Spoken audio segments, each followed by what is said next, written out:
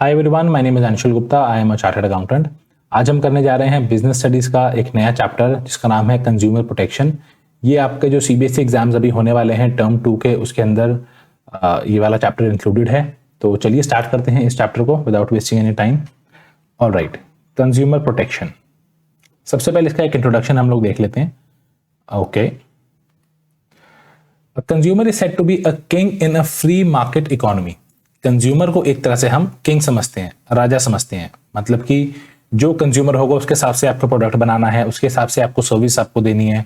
Consumer का पूरा ध्यान आपको रख के चलना होता है, तभी आपकी कंपनी ग्रो कर सकती है, तभी आपका प्रोडक्ट की अच्छी सेल आएगी। ऑलराइट, पहले क्या अप्रोच थी, उसका नाम था कवीट एम्प्टर। कवीट एम्प्टर का मतलब क्या होता है? Let the buyer beware. आज से मैं 20, 30, 40 साल पहले की बात करूं तो तब होता था कि भाई सेलर तो ये चीज बना के दे रहा है, वो दे रहा है, let the buyer beware. Buyer देखेगा उसको क्या लेना है क्या नहीं लेना, महंगा खरीद रहा है तो, सस्ता खरीद रहा है तो, अच्छी क्वालिटी का ले रहा है तो, बुरी क्वालिटी का ले रहा है तो, बायर को देखनी थी सारी चीजें। सेलर तो ये बना के दे रहा है, अब बायर का काम है भाई वो देख ले क्या करना है उसको क्या नहीं करना। ठीक है, अब जो है वो अप्रोच चेंज हो गई है और अब उस अप्रोच को हम क्या बोलते हैं? Caveat venditor. Caveat venditor means let the seller beware. इसका मतलब क्या है? इसका मतलब होता है कि बायर तो आज की डेट में होशियार हो चुका है, बायर को पता है क्या खरीदना है क्या नहीं खरीदना, क्या उसके लिए अच्छा है क्या उसके लिए बेकार है। अब सेलर को बिवेयर रहना है, सेलर को ध्यान रखना है कि वो एक अच्छा प्रोडक्ट बना के बायर को दे, उसकी अच्छी सी पैकेजिंग करके रखे, क्वालिटी बहुत अच्छी रखे, उसका प्राइस चीप रखे, एडवर्टाइजिंग अच्छे से करे।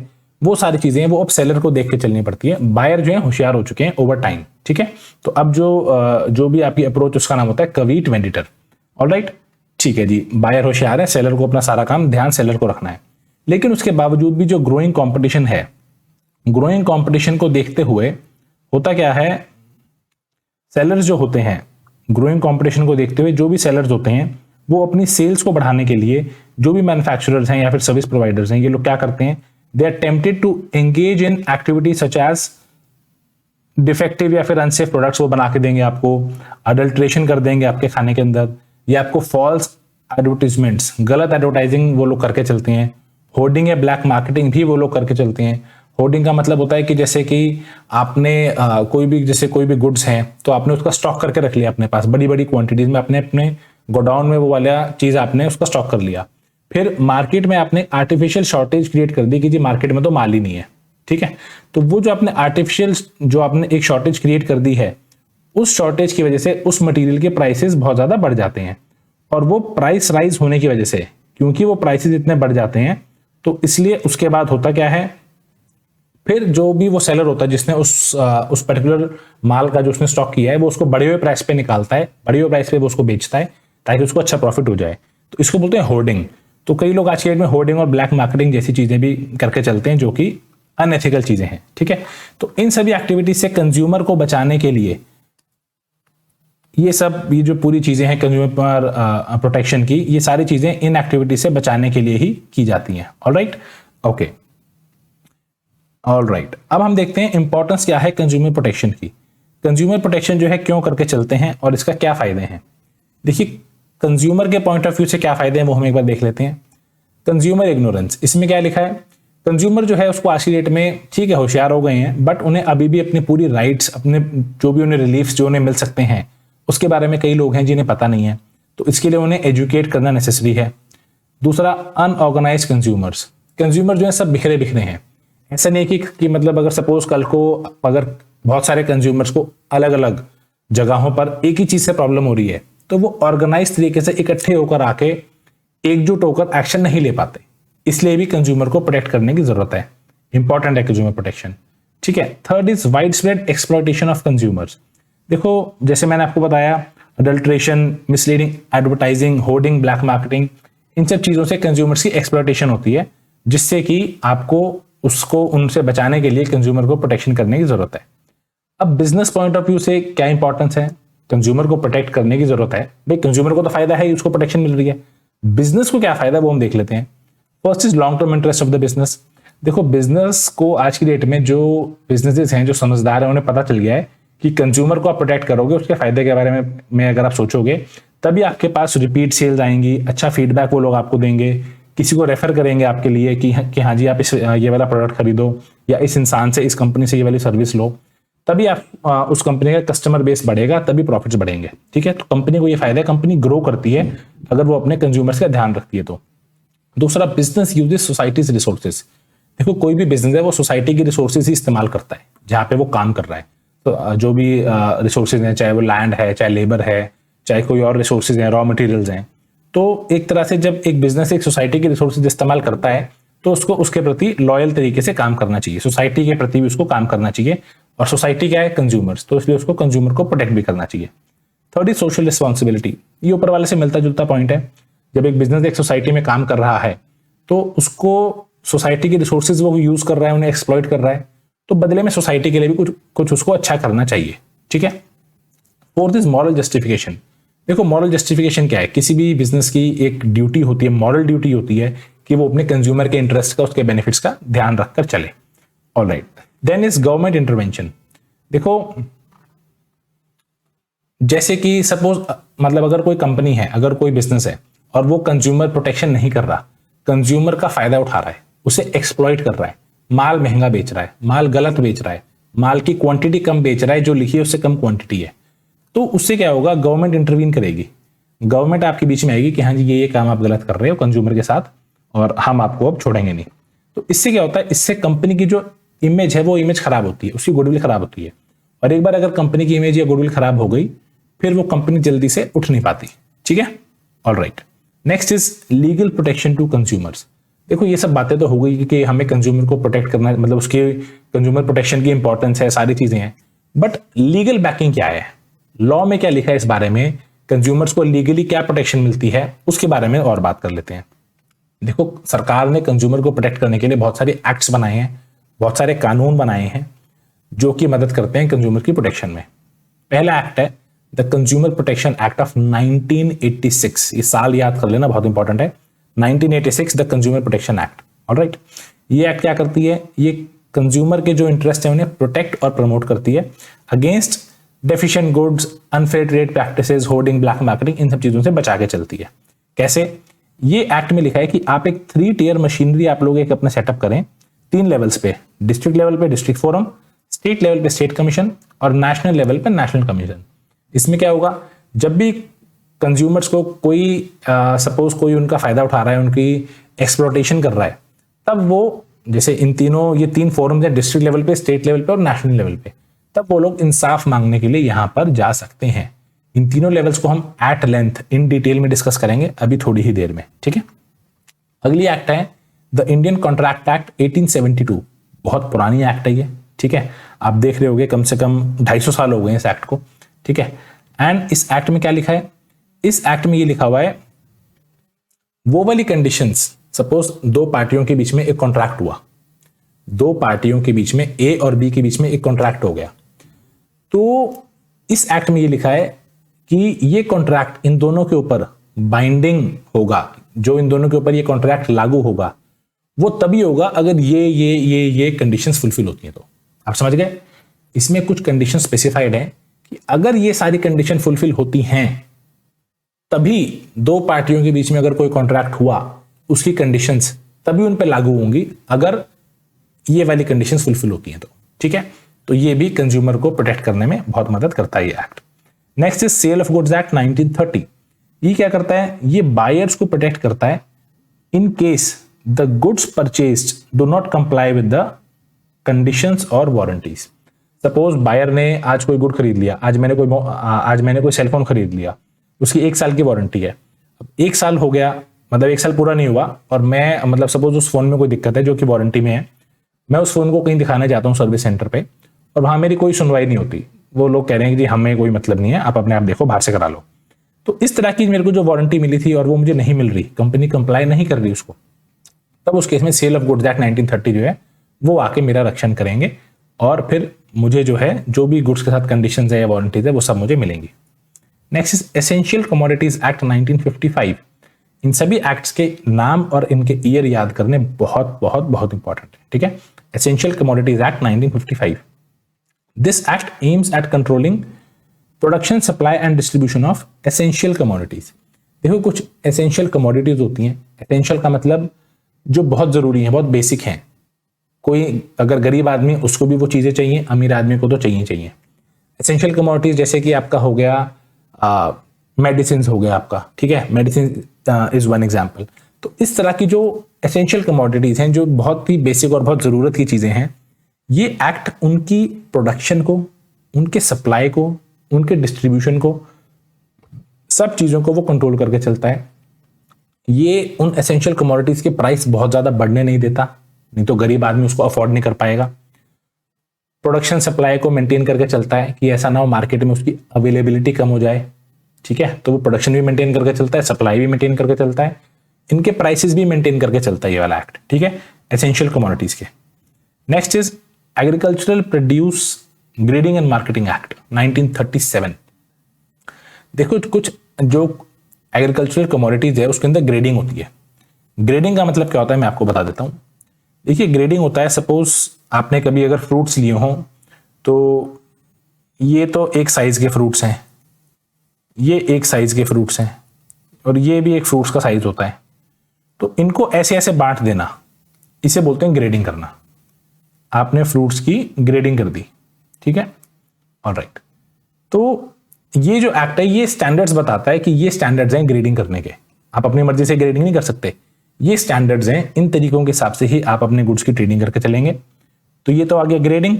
और दूसरी बात है इसमें मार्किंग की। मार्किंग कौन सी? एक इसके अंदर एक साइन होता है अगमार्क, ठीक है। ये एक आप साइन अपने गुड्स पे आप तभी लगा सकते हैं जिन गुड्स पे ये साइन लगा हुआ है, इसका मतलब कि वो जो है उन गुड्स की क्वालिटी बहुत अच्छी है, ठीक है। पहली बात तो ये एक्ट बताता है ग्रेडिंग के लिए कि ग्रेडिंग करने के लिए स्टैंडर्ड्स क्या हैं, किस तरीके से आपको ग्रेडिंग करनी है।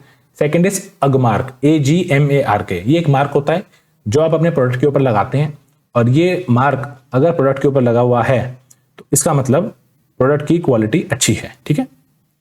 The quality mark provided under the act is known as Agmark, an acronym for agricultural marketing. All right, next is your the prevention of food adulteration act 1954। Adulteration होता है खाने में मिक्सिंग कर देना। सपोज कोई दाल 100 रुपए किलो है और मैं उसके अंदर 100 ग्राम कोई ऐसी आइटम मिला दूं जो दाल तो नहीं है पर उसके जैसी दिखती है, ताकि मेरी कॉस्ट कम हो जाए, इसको बोलते हैं एडल्टरेशन, ठीक है। All right, seventh is your standards of weights and measures act 1976। ये एक्ट कंज्यूमर को बचाती है कि ऐसा ना हो कि वो कोई सामान खरीद रहा हो जो कि अंडरवेट हो। मतलब सपोज मैंने कोई मिठाई खरीदी 1 किलो और वो दुकानदार ने मुझे 1 किलो डब्बे समेत दे दी और उसमें मिठाई जेन्युइनली 900 ग्राम है और मैंने खरीदी 1 किलो है, तो उसने 1 किलो के पैसे ले लिए और 900 ग्राम मिठाई दी। तो ये उस तरह की चीजों से प्रोटेक्ट करता है कंज्यूमर को। Next is trademarks act 1999। This act prevents the use of fraudulent marks on product. आप अपने प्रोडक्ट के ऊपर कोई भी फ्रॉडुलेंट मार्क नहीं लगा सकते, ये एक्ट आपको उससे बचाता है। Next is the competition act 2002। ये एक्ट कंज्यूमर्स को इस तरह से बचाता है, देखो जो ये एक्ट ये चाहता है कि मार्केट के अंदर, इकोनॉमी के अंदर एक हेल्दी कंपटीशन बना रहे, और कंपटीशन होना भी चाहिए ताकि प्रोडक्ट्स के सर्विसेज के जो दाम हैं वो मार्केट लेवल में रहें। अगर मार्केट में कंपटीशन नहीं होगा, मान के चलो जियो और एयरटेल, ये आज की डेट में टेलीकॉम की 2 सबसे बड़ी कंपनीज हैं। अगर इनके बीच में कंपटीशन नहीं होगा तो क्या होगा? आज की डेट में ये लोग जो इनके प्रीपेड प्लान हैं, सपोज 200 रुपए पर मंथ का प्लान है, तो वो ये दोनों मिलकर 2000 रुपए कर देंगे 1 महीने का। इन दोनों में कंपटीशन है तभी वो प्राइसेस कम है। अगर कंपटीशन नहीं होगा तो ये प्राइसेस आसमान छुएंगे, और पब्लिक को क्या है, उनकी मजबूरी है फोन चलाना, तो उनको ही लेना पड़ेगा। तो ये एक्ट ये बचाती है इन चीजों से कि ऐसा ना हो मार्केट में मोनोपोली आ जाए, मार्केट में हेल्दी कंपटीशन रहना चाहिए, उन सब चीजों को ये बचा के चलते हैं। Next is bureau of Indian standards act 1986। Bureau of Indian standards act 1986। The bureau has 2 major activities, 2 main activities है इनकी। पहला हो गया formulation of quality standards for goods. देखो गुड्स के लिए क्वालिटी स्टैंडर्ड्स बनाना कि हाँ भाई गुड जो है इस क्वालिटी का होना चाहिए, प्रोडक्ट इस लेवल का होना चाहिए, वो स्टैंडर्ड ये लोग सेट करते हैं। Second, there certification through the BIS certification scheme. एक ना BIS का मार्क लगता है प्रोडक्ट के ऊपर, तो आपने गुड तो बना दिया अच्छी क्वालिटी का, आपने प्रोडक्ट तो बना दिया अच्छी क्वालिटी का, तो उसको सर्टिफाई भी करके देते हैं ये लोग, उसके ऊपर BIS मार्क भी लगाते हैं कि हाँ ये ब्यूरो ऑफ इंडियन स्टैंडर्ड्स का, इसके ऊपर हम एक मार्क लगा के चल रहे हैं जो ये ऑथेंटिकेट करता है कि हाँ इसकी क्वालिटी सचमुच बहुत अच्छी है। ठीक है, दो बातें क्या हुई, पहला तो ये लोग स्टैंडर्ड सेट करते हैं, दूसरा ये लोग खुद का एक मार्क भी प्रोवाइड करते हैं जो कि सर्टिफाई करता है कि हाँ भाई इस प्रोडक्ट की क्वालिटी बहुत अच्छी है। मैन्युफैक्चरर्स जो हैं वो इस मार्क को, manufacturers are permitted to use the ISI mark on the product only after ensuring that goods conform to the prescribed standards. किसी भी इंसान को अगर ये ISI मार्क ये अगर लगाना है अपने प्रोडक्ट के ऊपर, वो तभी लगेगा अगर उसका जो प्रोडक्ट है वो प्रिस्क्राइब्ड क्वालिटी स्टैंडर्ड्स को मीट करता है, तो आपका प्रोडक्ट बहुत अच्छा है तभी आप उस पर ये मार्क लगा सकते हो।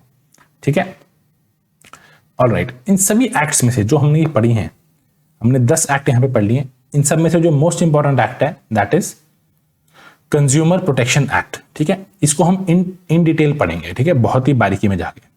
The consumer protection act of 1986 ये क्या करती है, ये प्रोवाइड करती है speedy and inexpensive redressal of grievances. Grievances का मतलब क्या होता है, दुख तकलीफ, जो भी कंज्यूमर की दुख तकलीफ है। रिड्रेसल का मतलब निवारण करना, कंज्यूमर्स की दुख तकलीफ को ये एक्ट दूर करता है। कैसे, बड़ी स्पीड से काम करते हैं, इनएक्सपेंसिव बड़े सस्ते तरीके से, ज्यादा पैसे खर्च नहीं होते, बड़ी स्पीड से काम होगा, इनएक्सपेंसिव तरीके से काम होगा, और कंज्यूमर की जो भी तकलीफें हैं, दुख दर्द हैं, ग्रीवेंसेस हैं, उनका रिड्रेसल यानी कि उनका निवारण किया जाएगा। Alright, the scope is very wide. इस एक्ट का स्कोप बहुत वाइड है, ये सभी तरह की अंडरटेकिंग्स के लिए है ये वाला जो एक्ट है।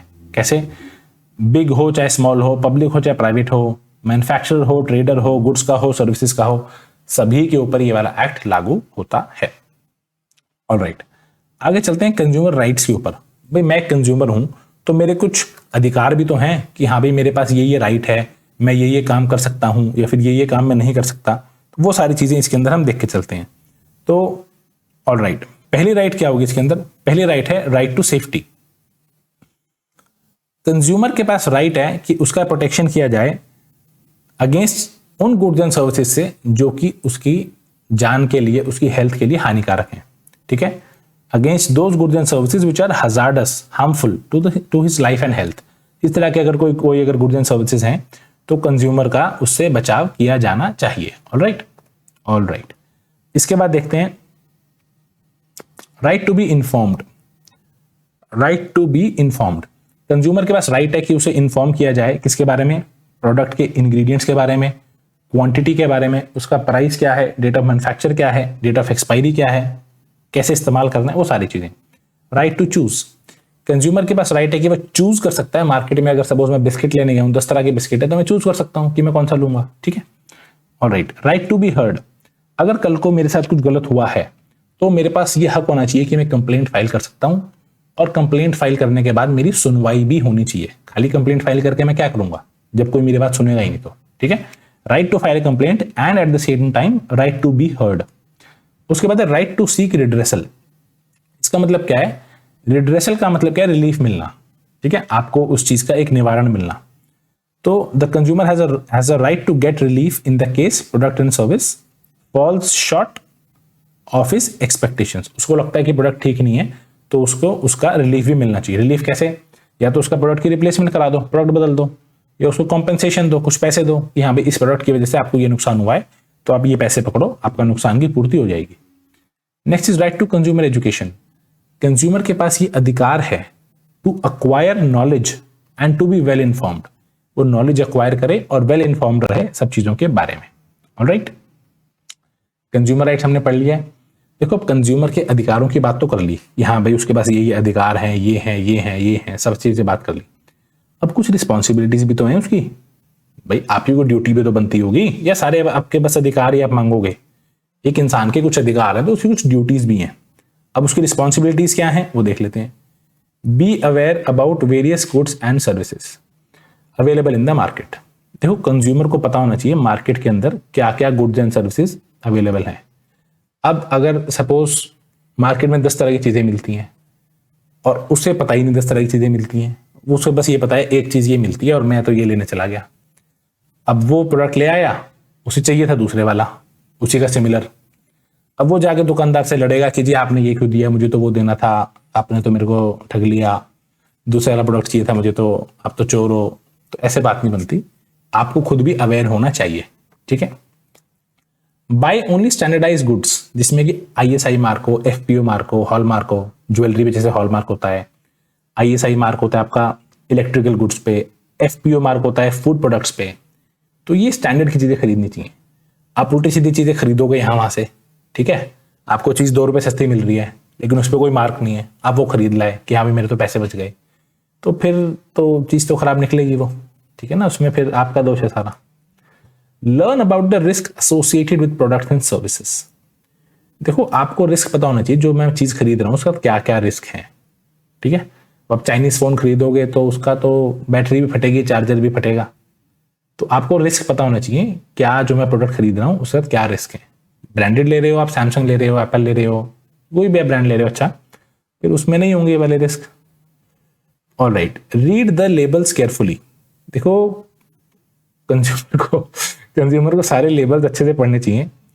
अब सपोज वो प्योर वेजिटेरियन है और वो कोई चीज उठा लाया और उसके ऊपर एक रेड कलर का मार्क होता है, आपको पता है पैकेट्स के ऊपर आजकल रेड और ग्रीन मार्क होता है, वो रेड कलर का मार्क है, उसने वो खा लिया और वो मतलब नॉनवेज फूड था उसके अंदर, चिप्स थे जो भी था, तो वो फिर जाके दुकान पे लड़ेगा अगर कि जी मेरे को तो आपने, मेरा धर्म भ्रष्ट हो गया और मेरे को तो आपने ये वाला चीज़ खिला दी और मैं तो अब क्या करूँगा, सारा काम खराब हो गया मेरा। तो ऐसे बात नहीं बनती है। ठीक है, आपको भी देखना पड़ेगा कि आप क्या खरीद रहे हो, वेजिटेरियन है नॉन वेजिटेरियन है। Assert yourself to get a fair deal. आपको अपने आप को ऐसा बनाना होता है कि आपको एक फेयर डील मिले। ठीक है, आपको नॉलेज होनी चाहिए क्या चीज़ का मार्केट रेट क्या चल रहा है, मैं क्या खरीद रहा हूँ क्या नहीं खरीद रहा, सब चीज़ें। Be honest in your dealings. ठीक है, आपको जो है ईमानदार रहो आप अपना खुद से। आप खुद अगर किसी ऐसे इंसान से माल आप खरीदोगे जो होर्डिंग करता है, ब्लैक मार्केटिंग खरीद मतलब अगर वो करता है तो गलत बात है। आप खुद भी लॉयल रहो और ऐसे आदमी से माल खरीदो जो कि लॉयल हो। आस्क फॉर कैश मेमो, क्योंकि वो एक प्रूफ है आपकी परचेज का। कई लोग होते हैं सामान ले लिया, बिल है ही नहीं उनके पास कोई, ठीक है ना, तो सामान लिया, बिल भी होना चाहिए ताकि कल को वो सामान गलत है तो आपके पास प्रूफ है कि हाँ मैंने इस दुकान से लिया सामान। ये file a complaint, do not fail to take an action. देखो अगर कोई कमी है प्रोडक्ट में, क्वालिटी के साथ क्वांटिटी के साथ कोई भी दिक्कत है तो कंप्लेंट फाइल करो। चुपचाप अपने घर में बैठोगे तो फिर क्या करेगी सरकार, भी क्या करेगी आपका। Next is form consumer societies. Consumer को अपनी सोसाइटी बनानी चाहिए। देखो एकजुट होकर जब मिलके लोग आएंगे, एक आदमी की बात कौन सुन रहा है, लेकिन अगर 100 लोग आएंगे तो उसका इंपैक्ट अलग पड़ेगा। सोसाइटी बनाओ अपनी, और वो आपको कंज्यूमर्स को बाकियों को एजुकेट भी करेगी, उनको बचाएगी भी, उनके बिहाफ पे केस भी लड़ेगी, सारे काम करेगी वो। Respect the environment, avoid waste, littering and contributing to pollution. देखो कंज्यूमर की ड्यूटी है कि वो एनवायरमेंट को भी प्रोटेक्ट करके चले, रिस्पॉन्सिबिलिटी है उसकी। अब आपने चिप्स का पैकेट खरीद लिया, गाड़ी में से ऐसे उड़ा दिया उसको खिड़की में से, तो अच्छी नहीं लगती ये चीज़ें ना, शोभा नहीं देती आपको। तो देश को साफ रखो, ध्यान रखो चीज़ों का, यही कह सकते हैं और क्या, बाकी आपकी मर्जी है। ठीक है, ऑल राइट, आगे चलते हैं। Ways and means of consumer protection. Ways and means of consumer protection.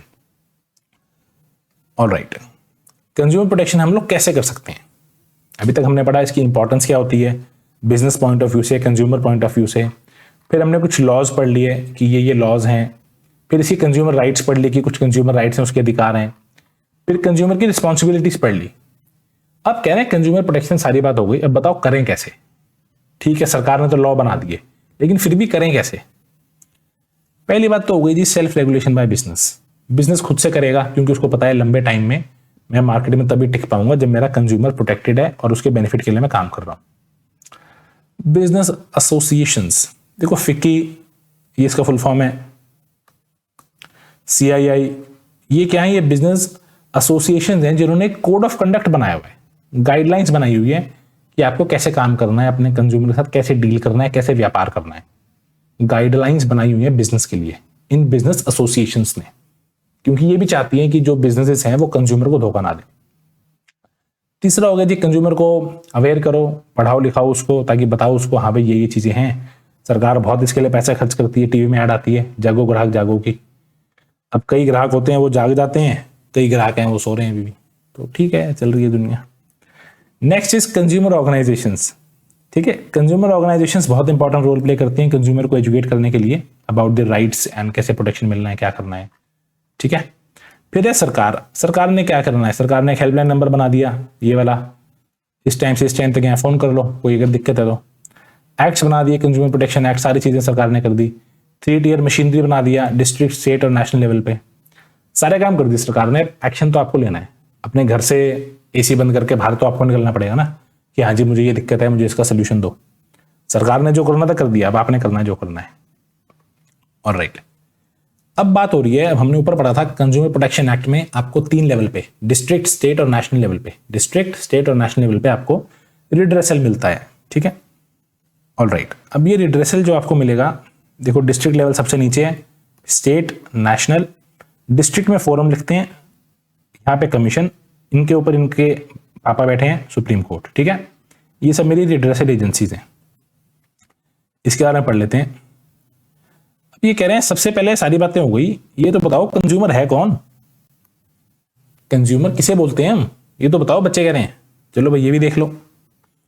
Any person who buys any goods for a consideration, किसी भी आदमी ने गुड्स खरीदे कंसिडरेशन के लिए खरीदे, मतलब पैसों के लिए खरीदे। अब वो कंसिडरेशन या तो पे कर दी गई है, बड़ी अच्छी बात है।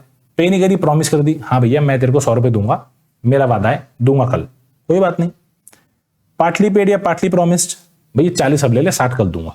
पार्टली पेड 40 रुपए, पार्टली प्रॉमिस 60 रुपए। और under any scheme of deferred payment, भैया हर महीने 10-10 रुपए ले लियो, हर महीने में से 10-10 रुपए ले लियो, 100 रुपए पूरे हो जाएंगे, डेफर्ड पेमेंट। ठीक है, but it does not include a person who obtains goods for resale और फॉर एनी कमर्शियल पर्पस। अगर कोई इंसान गुड्स खरीद रहा है दोबारा बेचने के लिए, सपोज मेरी दुकान है, मैंने गुड्स खरीदे, मोबाइल फोन खरीद लिए सैमसंग के, बेचने के लिए खरीदे, मैं कंज्यूमर नहीं हूं, मैं कंज्यूमर नहीं हूं उसके लिए। ठीक है, ऑलराइट। सिमिलरली ये सेम पॉइंट यहां सर्विस के लिए लिखा हुआ है, ऊपर गुड्स के लिए था, पॉइंट नंबर भी सर्विस के लिए है। होगी इतनी बात। अब हमें ये पता चल गया भैया कंज्यूमर है कौन। अब आ जाओ, who can file a complaint, complaint कौन फाइल कर सकता है। Any consumer, any consumer can file a complaint on his और हर ओन। उसे कोई वकील करने की जरूरत नहीं है, कोई प्रोफेशनल की जरूरत नहीं है, खुद जाओ खुद फाइल कर दो कंप्लेंट, किसने रोका आपको। दूसरा हो गया एनी रजिस्टर्ड कंज्यूमर्स एसोसिएशन। अब कई बार क्या होता है, कंज्यूमर एसोसिएशन बनी है, संस्थाएं बनी हुई हैं जिसमें बहुत सारे कंज्यूमर को रिप्रेजेंट करते हैं। सपोज एक एरिया की एक वो बन गई, साउथ दिल्ली की एक बन गई, नॉर्थ दिल्ली की एक बन गई, तो वो एसोसिएशन जो है वो आपको जाके कंप्लेंट कर देंगी। Central government and state government, भाई ये कैसे कंज्यूमर है, बिल्कुल है जी, क्यों नहीं है कंज्यूमर ये। आज सेंट्रल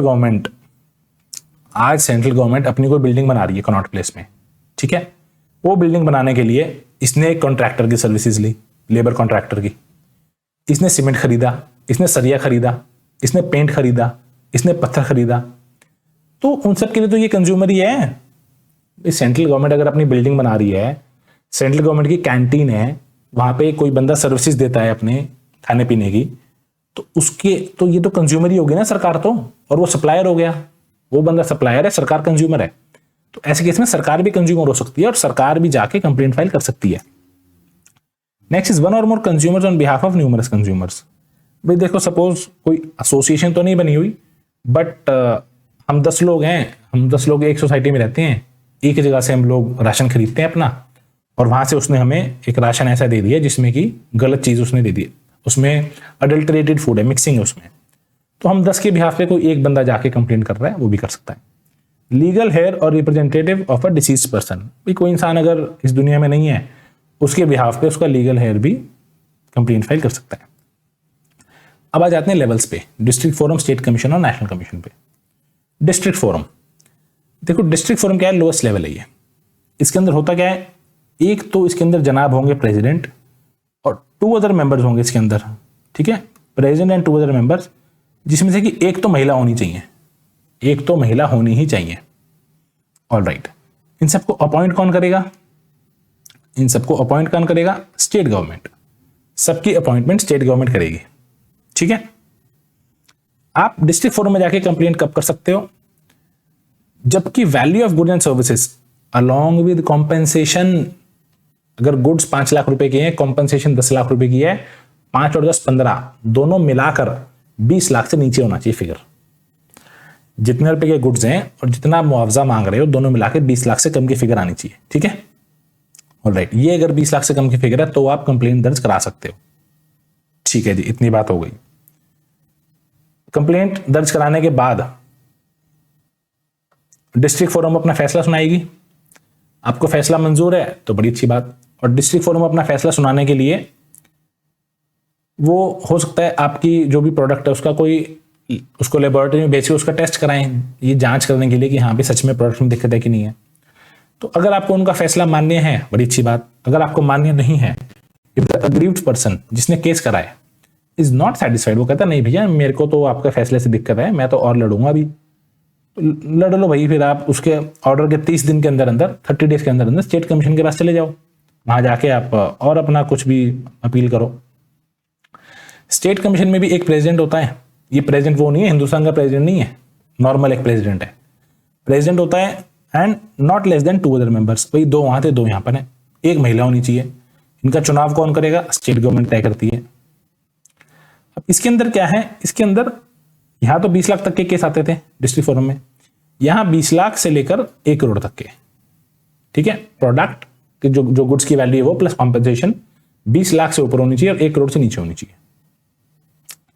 जो अग्रीव्ड पार्टी है वो अगर इसके फैसले से संतुष्ट है बड़ी अच्छी बात, नहीं तो भैया और लड़ो।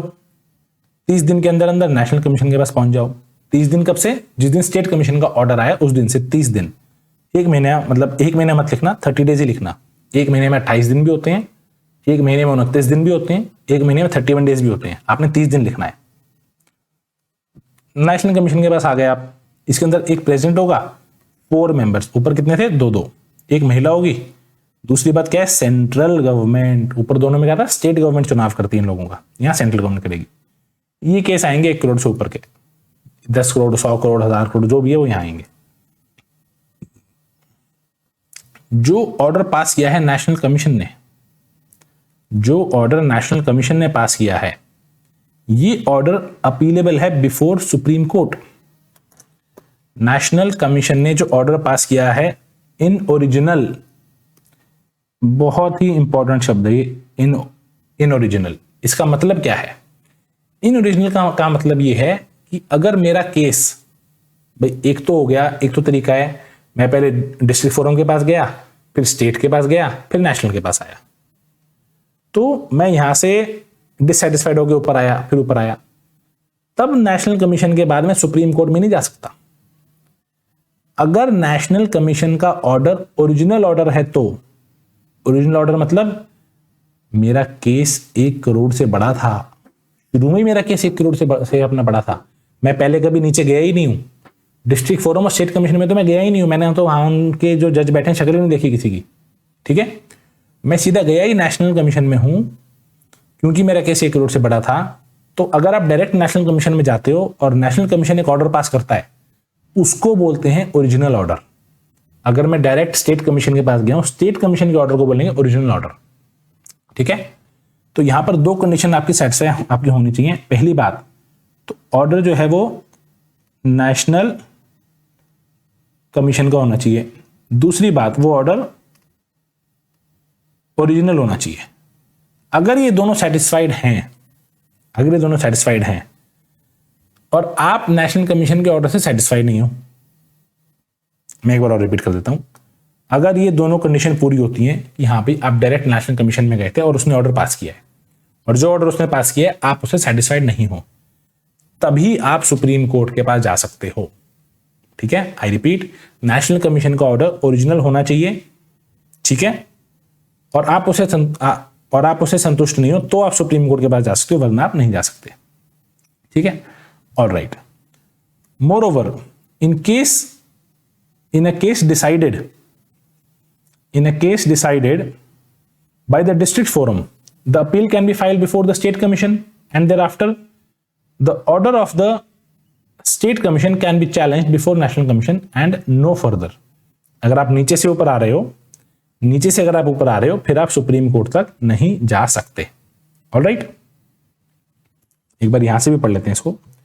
This means that only those appeals where the value of goods and services in question along with compensation exceeded 1 CR, goods या सर्विसेज की वैल्यू प्लस कॉम्पनसेशन 1 करोड़ से ऊपर है, and where the aggrieved party was not satisfied with the order of national commission can be taken to supreme court. वही बात लिखी हुई है, नेशनल कमीशन ने ऑर्डर पास किया है, ओरिजिनल ऑर्डर है, वो 1 करोड़ से ऊपर की वैल्यू थी, आप संतुष्ट नहीं हो तभी सुप्रीम कोर्ट का आप जाके दरवाजा खटखटा सकते हो, वरना आप नहीं जा सकते।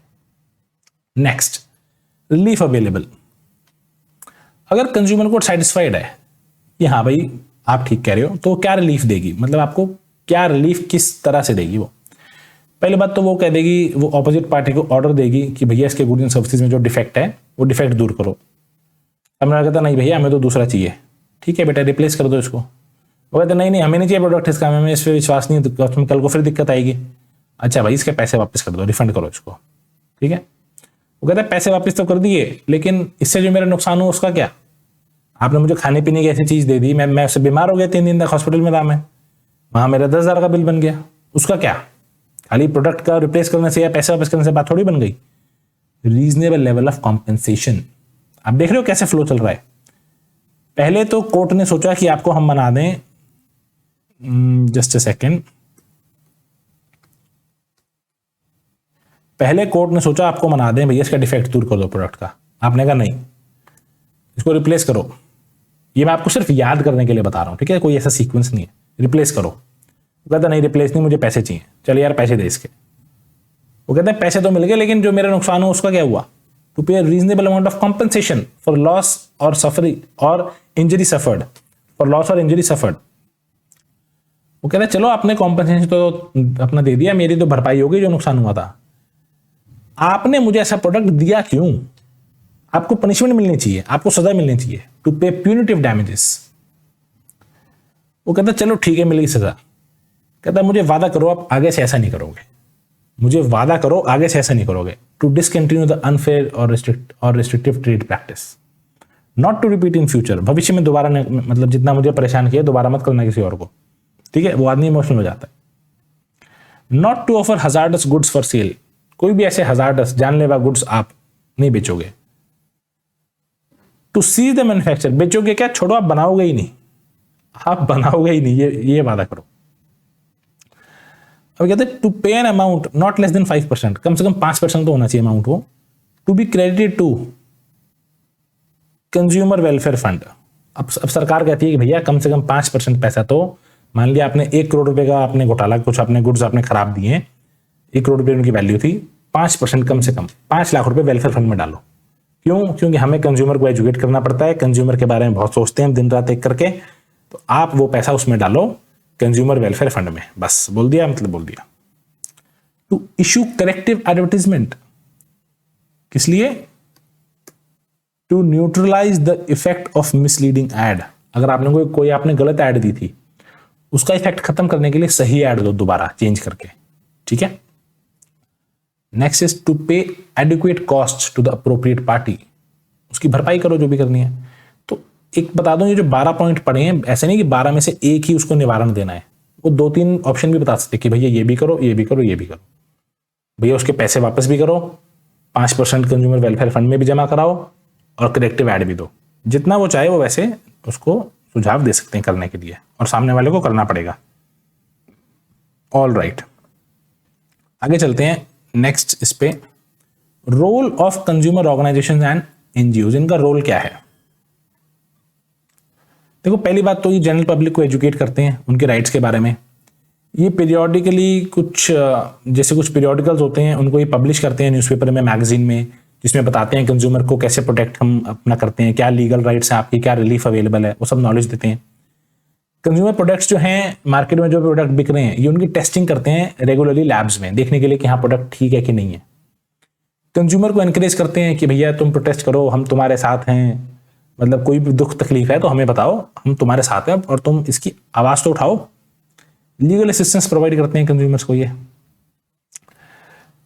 कंप्लेंट फाइल करते हैं उनके बिहाफ पे। कंज्यूमर सोचते हैं यार मेरे बस की नहीं है, मैं अकेला आदमी हूँ, कैसे जाऊंगा कोर्ट में, तारीख पे तारीख। वो कहते हैं भैया तू फाइल कर, हम देख लेंगे आगे, क्योंकि गलत उसके साथ हुआ है, तो वो कहते हैं तू फाइल कर, हम देख लेंगे, नहीं तो वो खुद से भी फाइल कर देते हैं। Take an initiative in filing cases in consumer courts in the interest of general public. General public के लिए भी, भाई एक इंडिविजुअल के लिए तो फाइल करते ही हैं, तो उन्हें लगता है कि as a whole general public परेशान है इससे, तो उसके लिए भी फाइल कर दें, कोई दिक्कत नहीं है। कुछ इंपॉर्टेंट एनजीओज के नाम पढ़ लेते हैं, कुछ नाम आपको पता होने चाहिए, एग्जाम्पल के तौर पे पूछ लेते हैं। कंज्यूमर कोऑर्डिनेशन काउंसिल दिल्ली, याद करना इजी है। वॉइस, इसका फुल फॉर्म शायद पूछ लें। Voluntary organisation in interest of consumer education, voluntary organisation in interest of consumer education. CPC, consumer protection council. बस इसके कुछ नाम पढ़ लेना, कभी कहीं घुसाने हो किसी आंसर में, एग्जाम्पल के तौर पे लिख देना, ठीक है। With this we come an end of this chapter. I hope आपको बहुत मजा आया होगा इस चैप्टर में। पूरा चैप्टर एक एक पॉइंट हमने समझ लिया है। इस वीडियो को आप सुन लेना, बस पूरा चैप्टर आपके रिवाइज हो जाएगा, ठीक है। स्पीड बढ़ा के अगर आपको सुननी है वैसे भी सुन सकते हैं, 1.5 पे, 1.25 या 2x पे। ऑलराइट, बार बार एनसीईआरटी खोलने की जरूरत नहीं है। और बस